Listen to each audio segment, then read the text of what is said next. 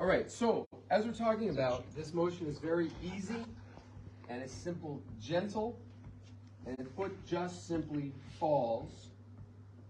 So if we think about lifting the foot up and letting it drop, that happens. You see that? Notice I'm never burying the ball. The reason that people bury the beater is because they push on the front of their foot with their toes. They press in to the head, okay? So even if a lot of people do this lift up technique, they still push. You don't have to push. The idea is you simply let your foot fall. Now this seems easy until you get onto the bass drum. And then everybody, once again, tries really hard to make something happen, right? The idea is not to force it to happen. The idea is to create space and let it happen, okay? Now does everybody know what the ball of the foot is? So the ball of the foot is this part right here. When you play the bass drum, I want you to imagine that you have no toes. No toes at all, okay? That your foot ends at the ball of the foot. So your toes in some way are kind of lifted up just a little bit, you see? So if that's the case, if I don't think about my toes, then at the end of my motion, my motion stops here at the ball of my foot instead of pushing in. Because if I want to push in, I need to use my toes to press down. So many people play from the very front of their foot, and they don't play sort of from the ball of their foot. So to get this nice bass drum technique, where it's so easy, you see when I lift, how can you see? Yes. The beater comes back, and in one motion, back drop, back drop. When I drop, I think about dropping on the ball of my foot, not pushing into the toes. It's one motion, up, down, up, down. Very easy, very relaxed. A boom. Think about it again. You can sing it like a little pickup. A boom, a boom, a boom. And that's it. As with most of these things with drumming, they're so easy that they're hard. You know what I mean? Because you're going to walk over to your pedal and you're like, how, I don't, what, you know, this is hard. It doesn't have to be. Just start on the floor and just do this. Very simple. And get a sound. So the reason you want a sound is that if I do this, I'm not letting my foot drop, right? I'm placing my foot down. I don't want to place my foot down. Remember we said a foot is a heavy thing. Gravity is a wonderful force. Gravity is our friend. So if I come up, you can still hear my foot, right? It means I'm really just letting the weight of my foot fall. Just like the snap thing we were doing today. We have to let the weight of our arm drop. And then all that put together, we'll start to get a really nice, delicious bass drum sound without trying. Okay? Let's give it a try. How about the position of the foot on the pedal? Good question, Dale. So remember we were talking about that we don't want to be way up here. A lot of people with their pedals smash their feet all the way to the front, and their knees are in front of their ankles, and they're way up here. Now how can you lift your foot or your leg? A lot of times people who play heel down, all their weight is all the way at the front.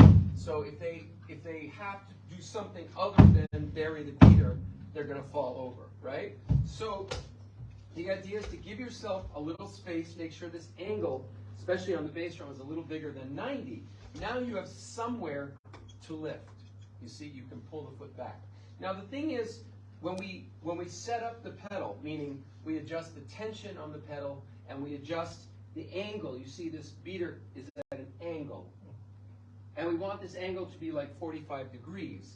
If we are able to do that well, then when we do this technique, the pedal will move with our foot, right? So if you find yourself doing this and it sounds like this, right? You hear the foot hit first, and the foot and the pedal disconnect, then probably your pedal is either too tight or too loose.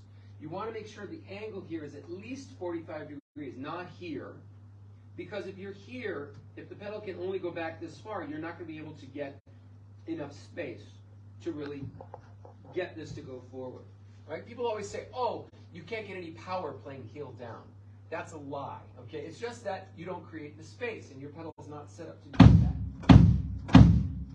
That's heel down. I think that's a lot of power, you know? And there are a lot of great drummers, John Robinson among them, John Bonham. He played some heel up, but he also played some heel down.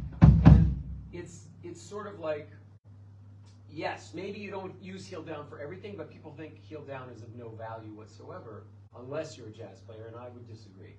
So the idea of how far should your foot be back, if I'm all the way here and I do this, it's hard to make this happen.